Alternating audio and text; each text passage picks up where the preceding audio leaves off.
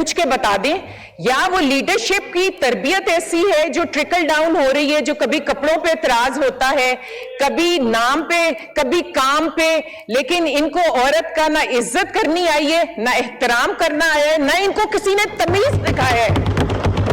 جناب جو chief minister ہے گندا پور صاحب, سوری گڈا پور صاحب, انہوں نے جو بیان دیا چیف میں ہماری چیف منسٹر صاحبہ کے لیے, وہ قابل مذمت بھی ہے اور قابل شرم بھی ہے.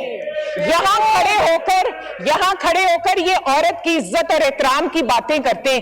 کیا صرف ادھر بیٹھنے والی عورت ہے اور کوئی عورت نہیں ہے اس ملک میں؟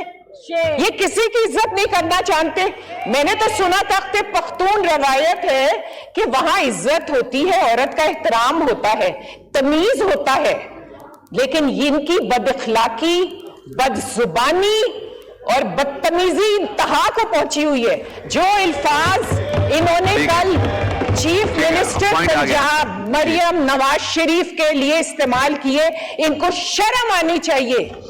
اگر وہ عورت ہیں جناب, تو وہ چیف منسٹر بھی ہیں اور وہ اپنے دونوں کردار بخوبی انجام دے رہی ہیں. اگر مقابلہ کرنا ہے تو کام کا مقابلہ کریں. یہ عورت اور مرد کا مقابلہ کیا ہے؟ عورت سمجھ کے ان کی تذلیل کیوں کی گئی ہے؟ انہوں نے ہر رشتہ وہ نبھا رہی ہیں, بیٹی بھی ہے, ماں بھی ہے, نانی بھی ہے. اگر نانی ہے تو فرق قسم کی نانی ہے, وہ عام نانی نہیں ہے. شکریہ, پوائنٹ آ گیا. شکریہ. مائک کھولیں, وائنڈ اپ کریں. اگر انہوں نے پنجاب کا اور خیبر پختونخوا کا اس طرح ڈویژن کرنی ہے, وہ ہمیں کسی صورت منظور نہیں ہے.